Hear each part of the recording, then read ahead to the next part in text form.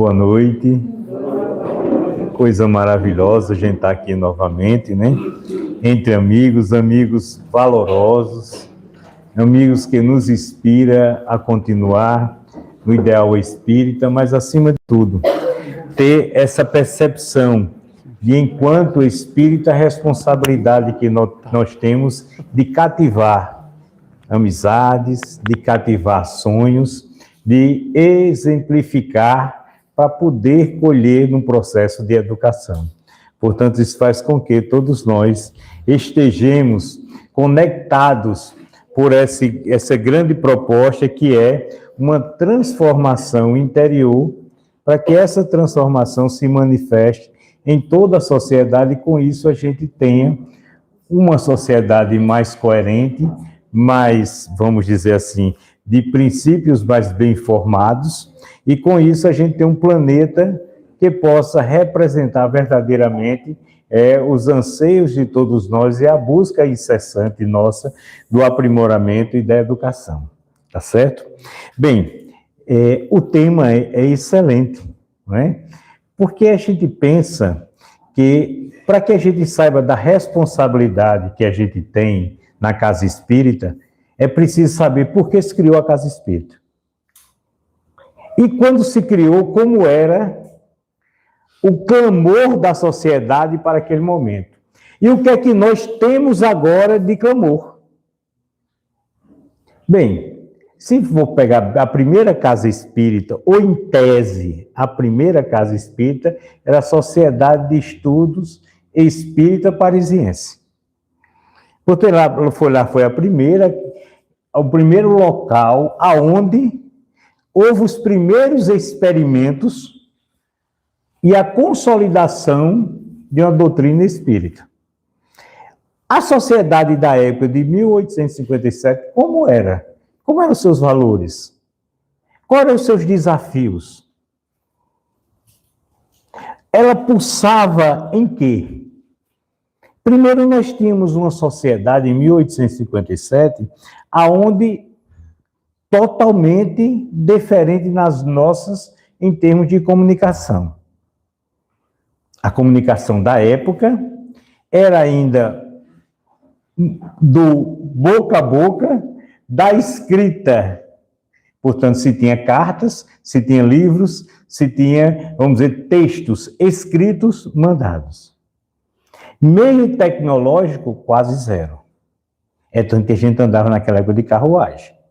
Nós não tínhamos ainda o motor, a explosão, vamos dizer, a combustível. Nós não tínhamos ainda. Nós tínhamos desafios sociais, grandes, enormes, onde as doenças epidemiológicas eram um agravo do momento. Não tínhamos saneamentos básicos, portanto, o grande desafio era os esgotos sendo jogados dentro do rio, e especialmente lá o Rio Sena. Nós tínhamos a podridão no meio da rua, as infecções alastrando, pouca medicação, e nós tínhamos no espiritual, ou no sobrenatural, vamos dizer assim, uma necessidade para suprir todos esses desafios que... Eu acho que ele não quer mais não, ele pesa mais para lá. Todos esses desafios se tinham. Nós não tínhamos uma energia elétrica constante, nós tínhamos uma incipiência ainda de energias, lá naquela época, não é? Onde a maior fonte de energia ainda era o gás, não é? E com isso, nós tínhamos verdadeiramente um atraso muito grande. Por exemplo, a medicina daquela época era ainda feita pelos barbeiros. Não é? Se tiver algum barbeiro aqui, eu não estou para eles não, viu? Eu estou dizendo que não havia uma preocupação na esterilização de um curso que viesse a trazer um conhecimento, uma exploração maior. Era algo incipiente ainda. Nós não tínhamos a física quântica, por exemplo. Ou a física que imperava naquela época era a mecânica. Tudo mecanicista. Portanto, a gente vivia num planeta muito materializado. Porém, o homem ainda estava atrelado a algumas necessidades espirituais. Que necessidade era essa? Saber por que nós estamos aqui, para onde vamos e de onde viemos. Essa é uma necessidade básica. E uma curiosidade que até hoje ainda nos cerca. De saber por que estamos sofrendo, porque a dor faz parte da gente, porque o outro vizinho tem mais do que eu, porque fulano conseguiu um casamento, e aí surgem as mesas girantes no processo. A maioria das perguntas era essa depois do sarau. Depois das festas. Só que aí, nasce com Hipólito Leon Denis Arrivail, Allan Kardec, um questionamento. Que energias eram aquelas, que força era aquela, o que era que estava provocando aquela nova informação. Foi o mesmo desafio que Pasteur teve quando viu o mundo microbiano. Era algo totalmente desconhecido. A gente só conhecia os efeitos. A gente tem as doenças mentais, mas tem as doenças também provocadas pelos desequilíbrios espirituais. Mas nós não conseguíamos definir uma coisa da outra. E aí, quando começou as comunicabilidades com o espírito, mais tendido à ciência e à seriedade, porque antes era meramente especulativo, poucos estudos tinha, começou a se descobrir um mundo todo e um processo que extrapolava a vida que nós tínhamos aqui na Terra, que era aquela de comer, dormir e reproduzir. Começou a se pensar que os efeitos dessa vida poderiam se multiplicar para a próxima. Começou a se perceber que esse sofrimento dessa advinha de outros. Começou a ter a percepção da responsabilidade de estar aqui, que nós não estamos num parquinho, que nós não estamos aqui decorativamente, vivendo simplesmente, mas que existe uma responsabilidade. Uma responsabilidade comigo mesmo, uma responsabilidade com o meu próximo, e uma responsabilidade com toda a criação que nós tratamos como a divindade. Portanto, quando se criou a Casa Espírita, naquela época, a responsabilidade maior era divulgar essa nova mensagem. Mas era uma divulgação não meramente como estamos fazendo agora, revestida de um processo de consolação. Mas era primeiro provar a existência do mundo espiritual. Portanto, você ia pegar reuniões na Sociedade de Estudos Parisienses de materialização, por exemplo. De evocação de espíritos. Que nós não fazemos mais. Mas os espíritos eram invocados para poder vir à casa espírita, para dar seu testemunho e poder comparar com sua vida que tiveram aqui com suas informações que agora traz do mundo espiritual. Portanto, a responsabilidade era despertar para a humanidade a doutrina dos espíritos. E aí começou todo um processo de divulgação. É por isso que Allan Kardec não começa na conotação religiosa a doutrina espírita, ou conotação moral, ética, quero botar o nome que você queira. Ele começa com a parte científica. Porque necessitava uma comprovação. E aí se lança o Livro dos Espíritos, que se tem um tratado científico para a correlação ao mundo espiritual. Desse livro surgem os outros livros da codificação. Você vai pegar especificamente na comunicabilidade dos espíritos um livro só específico para isso, chamado O Livro dos Médiuns. Algumas perguntas para algumas pessoas dizem que eu estou tendo alguns problemas com mediunidade. Eu devo ler o quê? Eu digo, ler dos médiuns. Ah, mas é muito duro, né? Aí você não quer esclarecimento, você quer o quê? Conviver anonimamente e sem responsabilidade com aquele que está dizendo? Era a mesma coisa eu pegar uma energia nuclear, entregar para uma pessoa e dizer, não, faz o seguinte, leia só sobre cores, você saber que esse objeto que contamina pela cor ou pelo símbolo. Ou é melhor dar um tratado a ela de energia e contaminação e os cuidados que devemos ter?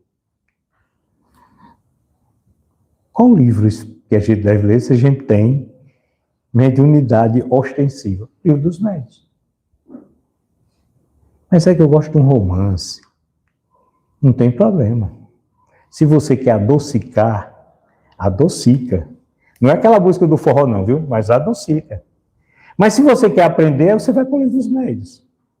E primeiro você vai ter uma percepção da mediunidade mais profunda e tudo aquilo que orbitar de novidades, de aí devaneios da humanidade sobre a mediunidade, eu vou ter pelo menos, algo para comparar, como uma pedra de toque. A ciência precisa de parâmetros de comparação. Por isso ela compara isso com aquilo, e diz se aquilo tem ou não fundamento. Na mediunidade espírita, o livro dos médiuns. Quais os desafios de hoje? Daquela época eram esses. De demonstrar a existência do mundo espiritual e a comunicabilidade com o mundo corpóreo. Primeiro desafio. E quais os desafios hoje? O que nós temos na humanidade para com relação àquela outra? Aquela outra, os desafios eram materiais. Hoje o nosso desafio, sabe qual é? Maior? Imagina aí qual é o nosso desafio maior. Quem poderia, 3 pessoas citando qual é o desafio maior que nós temos? Emoção. Quem poderia dizer outra coisa? Diga, minha gente. Aprendizado. Hein? Aprendizado. E outra pessoa pode dizer alguma coisa? As relações interpessoais. Portanto, o próximo, né? O dito próximo. A gente poderia colocar também nisso saúde mental, né? Eu acho que a Heloísa quis dizer isso aí quando ela falou de sentimentos, né?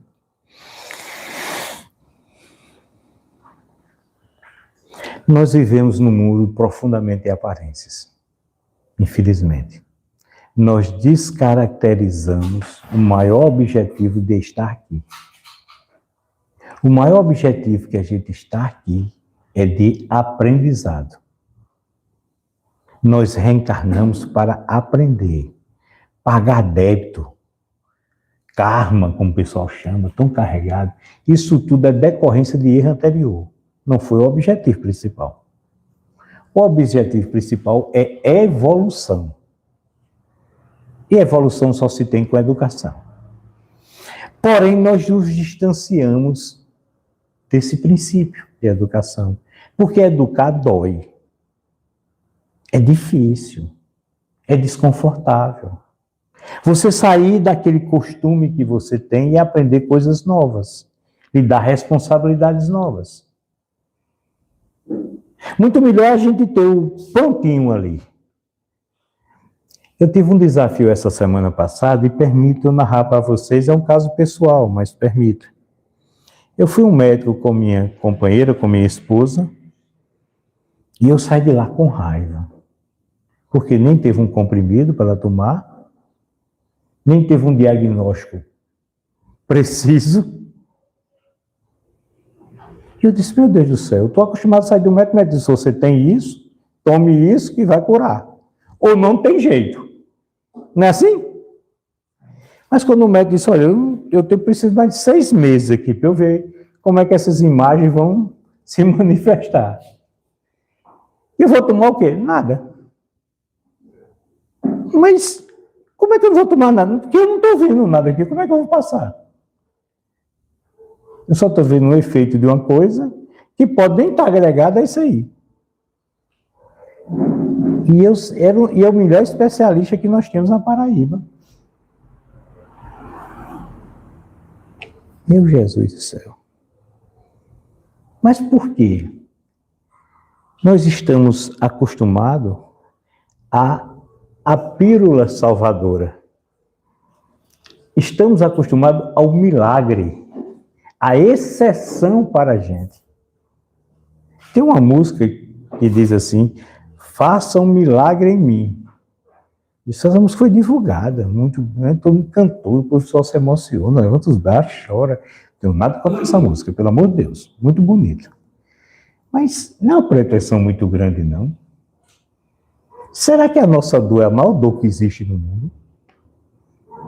Será que essa dor que nós estamos sentindo, ela é para o nosso engrandecimento? Ou a dor que está provocando em nós é um desconforto social ou dos nossos desejos? Que está incomodando tanta gente. Portanto, o grande desafio nosso é porque nós nos apartamos do que aqui viemos fazer. E está sendo muito duro. Porque estamos criando uma sociedade em que, ou estamos vivenciando uma sociedade, desculpe, em que os valores, eles são para aqui. Eu estou mais interessado que os que estão aqui encarnados comigo saiba que eu sou uma pessoa equilibrada, boa e posso produzir, vamos dizer assim, ter recompensas aqui a juntar. Por isso que na internet eu tiro a melhor foto. Eu procuro o lado do meu rosto, que é o melhor. Eu sou do tempo da Kodak ainda, eu tenho 59 anos, né? Portanto, a gente batia uma foto. Hoje é tirar uma foto, né? Aí a gente esperava ali 20, 30 dias para chegar a revelação. Aí na foto que a gente achou que ia sair melhor, saiu um dedo no meio. E a gente se desesperava. Hoje a gente faz uma foto aqui, corre 50 pessoas. Deixa eu ver como é que eu fiquei. Não é como a foto ficou, não é como eu fiquei na foto.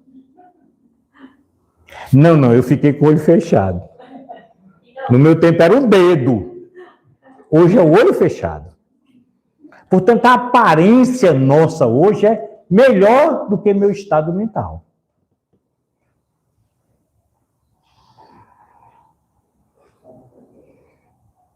A sociedade está aí. Nós estamos vivenciando isso. Portanto, a casa espírita, como é que está nesse momento? Em que as pessoas desejam a pílula salvadora, do que o esforço do aprendizado ninguém quer. Tudo é rápido. Se você mandar um texto para uma pessoa, a pessoa diz, não, pelo amor de Deus, manda um áudio aí, pelo amor de Deus, não vou ler isso tudo, não. Se o áudio passar de 30 segundos, a pessoa, de primeiro é 1 minuto, agora é 30 segundos, passou, o cara nem escuta, bota no 3. Eu não estou nem entendendo o que está acontecendo aqui. Não é? Tem hora que eu estou perto da minha esposa, eu digo, minha filha, eu não estou entendendo, não. Eu sou meio lerdo ainda, eu não estou entendendo essa velocidade, não. Portanto, assim, qual é o papel da doutrina espírita nesse momento? O que o centro espírita serve? Agora, atrelado a isso tudo, tem um sofrimento grande da humanidade. Que é uma renúncia do meu eu. É uma renúncia de eu enquanto espírito encarnado. Que provoca minhas dores. Aí, sim, a dor mental, a dor espiritual, muito forte. Porque eu me descaracterizei. E eu preciso de uma reorganização. E eu adentro essa casa espírita com essas dores. Mas eu desejo algo que me transforme e faça um milagre em mim. Só que a doutrina espírita não tem isso. Aqueles que pregam a solução imediata para as suas dores, está com ledo e engano. Não. A gente fala de um negocinho chamado reforma íntima. E é difícil, eu vim comentando com minha filha Heloísa, que está aqui me acompanhando hoje, é bom, não é? As dificuldades porque eu fiz uma aposta com ela. Ela tem um desafio de gostar muito de sobremesas e eu tenho um desafio de gostar de refrigerante. E eu disse, vamos fazer um pacto? Até o final do ano, nem eu tomo refrigerante, nem você come doces de sobremesa. Tá beleza? Tá. E aí eu moro com meu sogro, quer dizer, meu sogro mora comigo e eu moro com ele, e ele todo dia abre uma refrigerante lá que eu não quero nem lembrar do nome. Aí o bicho faz tch, e ele faz a de vidro, é a melhor que tem. Eu não digo a Heloísa não, que a Heloísa não mora comigo, não é? Mas a consciência pesa, eu vou dizer não, no dia que eu tomar eu vou dizer, ei, perdi a aposta. Mas até agora a gente está se mantendo. É difícil um vício material, que a gente até pode substituir com água com gás, com um pouquinho de limão, para pelo menos ser parecido, né? Ser parecido. Imagina os vícios morais nossos. Portanto, trabalhar a reforma íntima não é um projeto para uma semana, não. É uma luta constante do meu aprimoramento e do meu reconhecimento. Porque você reconhecer que é inato em tal setor é difícil. Numa sociedade em que todo mundo tem que ser feliz. Todo mundo tem que ser perfeito e produtivo. Quem não é, está sendo jogado fora. E eu reconhecer que eu tenho limitação naquela área é difícil. E além de reconhecer, eu trabalhar contra essa maré, mais difícil ainda. Aí eu preciso de um monte de amigos para me dizer, ó, todos nós também temos essas dificuldades. Quando o Bezerra de Menezes olha e diz, as dificuldades que você tem, eu também tenho, a gente se espanta. Mas um ser, Bezerra de Menezes, que a gente faz até prece para ele melhorar a gente, não é? E dizer que ele tem complicação, ele diz, tem, porém é uma diferença básica do espírito evoluído e de nós imperfeitos ainda. Ele pode ter aquele desafio, mas ele se contém. Enquanto a gente faz aquela coisinha interessante. É um cachorro grande que vem atrás da gente, a gente faz que está correndo e o cachorro já engolindo, e a gente doido que ele engula. Mas eu estou correndo do cachorro, estou me justificando.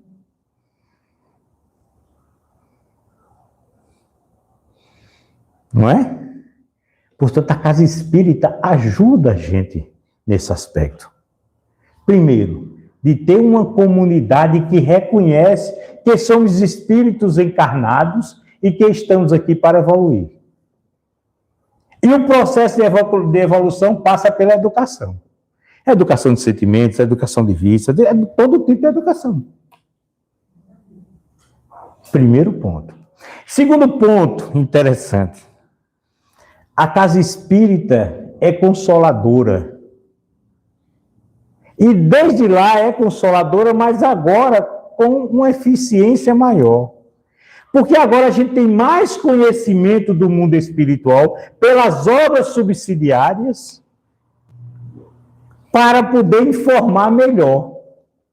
Antes era a justificativa ou a tese escrita, basicamente, dizendo, olha, tem isso. Agora nós temos esse tempo todo experienciado. É como se fosse uma bula de remédio. Você pega um remédio e está lá escrito efeitos colaterais. Aí tem 2 ou 3 efeitos colaterais. Você diz que bom, não, que ruim. Ele não foi experienciado tanto. Você pegar o AS, conhecido como AS, vai ter os que tem mais efeito colateral, porque quantos anos faz que está lá? Portanto, ele foi pesquisado, foi repesquisado. Portanto, o remédio que tem menos efeito colateral não quer dizer que é o melhor para a gente. É que ele é novo, não foi tão pesquisado. Portanto, a doutrina espírita, por ser pesquisada, por ser tanto atacada, você é espírita, vixe Maria, pelo amor de Deus, você tem pacto com Satanás, daqui que a gente prove e reprove que a gente não tem nada com cão, isso foram quantos anos? A mediunidade, isso é mentira, isso é devaneio espiritual. Daqui que cientificamente a gente separe o que é mediunidade, o que é esquizofrenia, o que é os engodos da vida, levou um tempo e agora eu posso definir bem claramente. Inclusive, o espiritismo, a doutrina em si, ela pode ser questionada, mas a essas alturas não contestada. Exatamente, que é diferente, né? Os termos aí é diferente um do outro, né? Uma coisa é eu não aceitar. Eu posso dizer, ó, o Sol, eu não acredito no Sol. Ou melhor, vamos lá para a Terra redonda. A Terra oval, redonda, sei lá. Eu posso dizer, não aceito, ela é plana. Mas já mandaram tanto satélite lá para cima, se mandou tanto material, tem mais o que você quer, acredite que ela é quadrada, oval, retangular. A pesquisa diz isso. Portanto, quanto à relação ciência,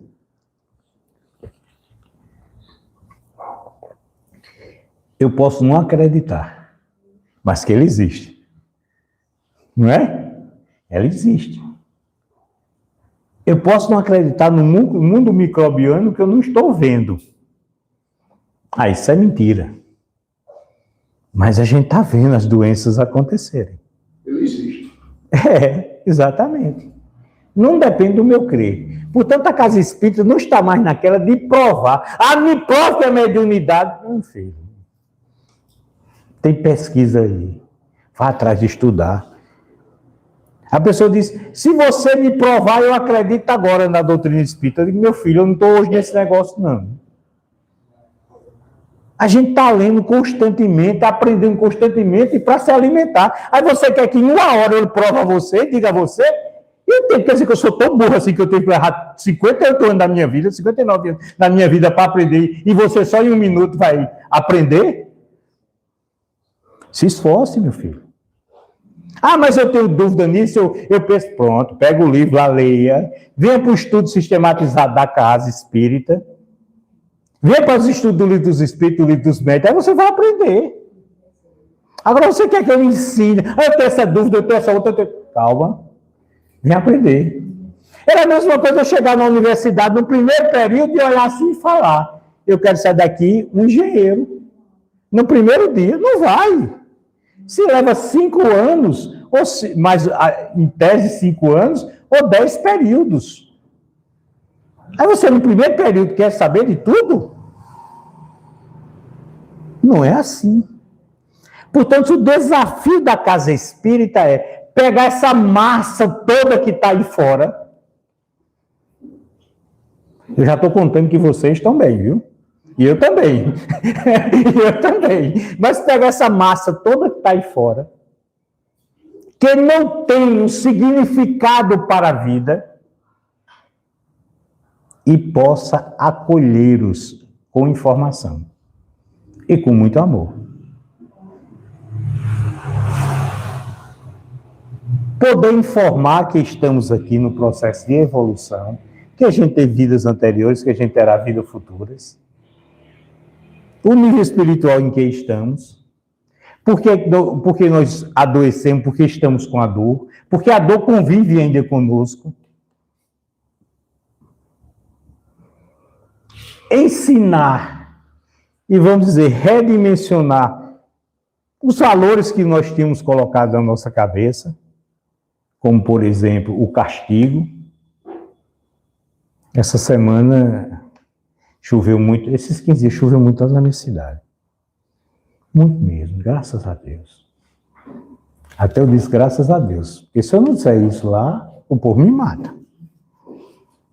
Se eu disser que é um fenômeno meteorológico, que tem a participação de Deus? Tem.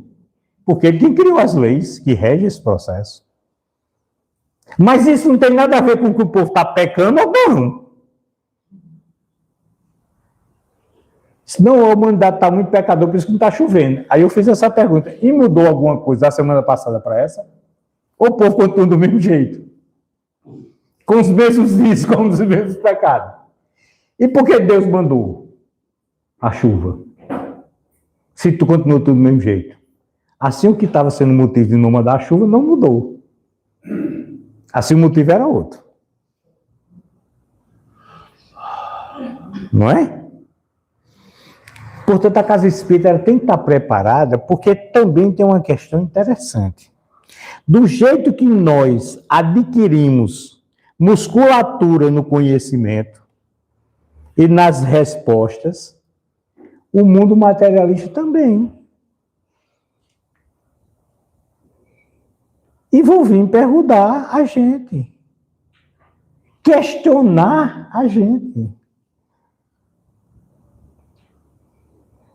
E é preciso que a gente estude cada vez mais. É como eu disse, não vamos responder tudo de uma vez só. Até porque não sabemos. Mas vamos convidar pessoas a estudarem conosco.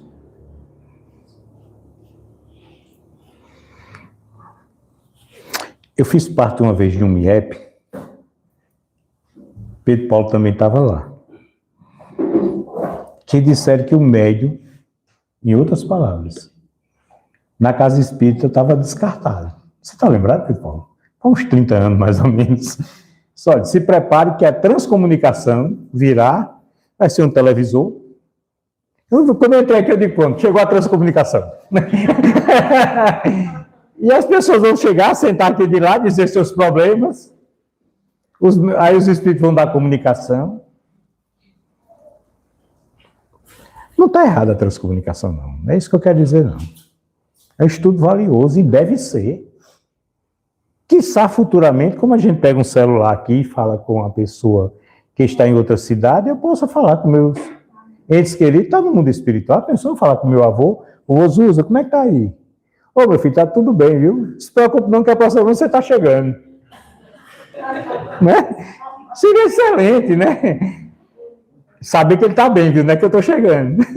Né? Seria excelente, e vai ser excelente, porque isso vai ser vencido. Mas eu acredito que futuramente... Não, é claro, isso vai ser vencido, porque isso é uma barreira material. No mundo espiritual, lá, ó, se você for pegar nosso lar e a sequência toda de André Luiz, no mundo maior, você vai ver transcomunicação acontecendo lá. Um receptor, lá numa reunião pública, o espírito dá uma comunicação que estava em outro plano. A desmaterialização, minha gente, é o objetivo. A matéria, ela serve de instrumento para o nosso crescimento. E lembre-se, nós temos um corpo e somos um espírito. E não o contrário. Tem hora que a gente diz assim, o meu espírito, como assim? O meu espírito? Você pode dizer meu corpo, mas você é o espírito. Como é que você vai dizer o meu eu? Está havendo uma contradição aí. Não é? Possa ser que a persona Zeca, nessa encarnação, eu possa dizer, a minha persona Zeca, o meu personagem reencarnatório Zeca, né, que não é totalmente o espírito Zeca, por que não é? Porque eu não tenho toda a expansibilidade que ele tem, a gente é tolhido, é diminuído, quando a gente tem certas deficiências, e aí isso é bom, porque se a gente tivesse a liberdade, a gente estava fazendo desatinos muito maiores. E aquela história lá no final da parábola dos talentos que diz, aquele que tem mais será lhe dado, aquele que não tem até o que tem será tirado, é aquele que não tem a responsabilidade de será tirado as benécias ou a percepção, porque senão ele complica a encarnação. Aquele que tem mais responsabilidade, mais expansividade vai ter. porque está tendo a responsabilidade, é proporcional. Portanto, eu não tenho um espírito, eu sou um espírito. Embora encarnado. A carne é transitória. Portanto, aqui no Centro Espírita, nesse momento tecnológico, vamos dizer assim, não é que a gente vai jogar fora os meios de comunicação, não. Não é isso que eu quero dizer, pelo amor de Deus, né? É dizer que o fator consolador, pessoa encarnada, que está vivendo a mesma dor, é mais fácil o desafio do que a gente pedir para quem não está conosco aqui, que a gente querendo um milagre. Portanto, quando diz assim, eu superei, quer vir comigo? Como a terapia de AA, por exemplo. Você não entra no AA e vai dizer, eu estou curado. Não, você vai dizer que aquele dia você está sóbrio. Objetivo do Centro Espírita, naquele dia a gente cometer menos erros, não é assim? E ter mais conhecimento? Não é assim? Não é ficar santo de uma hora para outra. Não é impor no passe as mãos sobre uma pessoa e ela sair daqui reformada, reestruturada, outra pessoa. A gente chega até a arriscar assim, dizer, depois que eu conheci a doutrina espírita, eu sou outra pessoa. Não. A gente está com outras visões. Nós somos o mesmo espírito encarnado. Ninguém evolui numa encarnação tão rapidamente, não. Infelizmente, desculpa dizer isso. A gente não é outra pessoa, a gente tem outras visões. E é uma oportunidade ímpar para que essas percepções possam influenciar direto no meu ser e eu me transformar.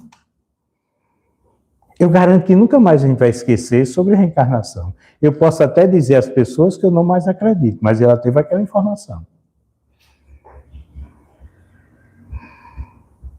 A gente nunca mais... A gente veio uma vez no Centro Espírita. Aquela vez que a gente veio, a gente abre uma visão diferenciada. E incomoda. E é bom incomodar. E eu digo mais a vocês, o que eu vou dizer parece loucura. Mas o que mais me incomodar na doutrina espírita é que você estude. Não corra disso, não.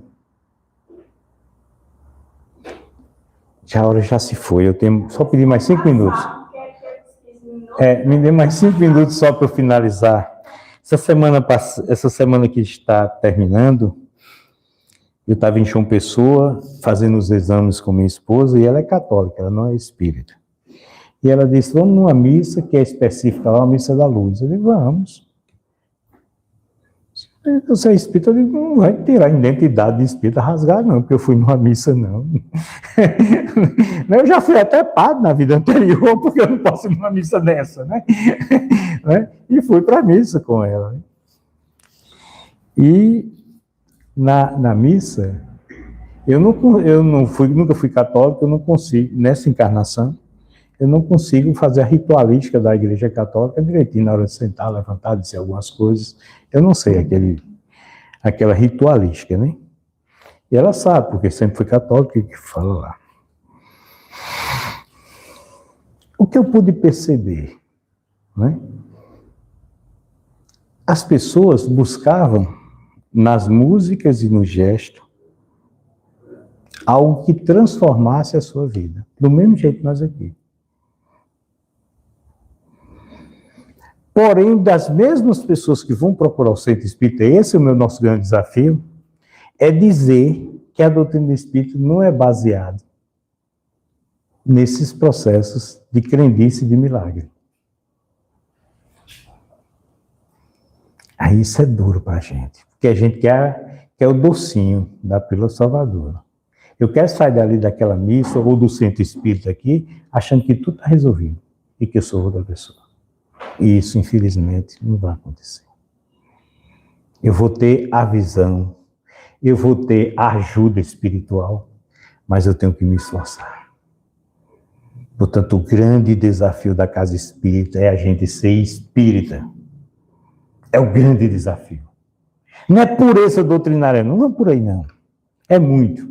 Mas a gente ser espírita. É a gente não fazer nenhum tipo de acordo para que as pessoas aqui venham. Não, a gente tem um estudo e uma revelação que vem trazer uma perspectiva toda diferente para a humanidade. Não é brincadeira, não. Já pensou a pessoa olhar para você e você dizer a ela que eu não vou ter um milagre ou uma solução imediata para ela, mas eu vou ter que ela vai prestar caridade, que ela vai se esforçar, que ela vai domar suas más inclinações, e com isso ela vai buscar a felicidade? Ao cabo de sofrendo desse jeito? Que ela não vai ter penas eternas, mas também ela não vai ter felicidades eternas de uma vida só no momento no céu. Não existe isso. Não é fácil, não. Não é fácil. Porém, é profundamente recompensador. Porque ninguém está me enganando. Ninguém está me vendendo algo que não existe. Eu não tenho aqui a ostra, sabe? Desculpa. Eu não vou ter aqui o símbolo sagrado que vai fazer o processo. E porque eu sou espírita, eu não vou ter nenhuma lá em cima, um ajeitadinho, porque eu sou espírita. O pior é isso. Quando eu chegar no mundo espírita, Zeca, eu sou espírita, eu fiz palestra, não sei o que, assim, e aí? O que você produziu? O que você mudou com esse ensinamento que você teve acesso? Aí vai me matar. Porque aquele que foi dado mais será cobrado. Olha, tu teve contato com o mundo espiritual, isso não é surpresa ter vida depois da morte, não. Tu conversou com espíritos que sofriam porque fugiram dos seus propósitos na Terra. Não é novidade nenhuma para ti, Zeca. Por isso que a doutrina espírita geralmente não tem casas cheias. Por que a doutrina espírita geralmente não empolga muita gente lá fora?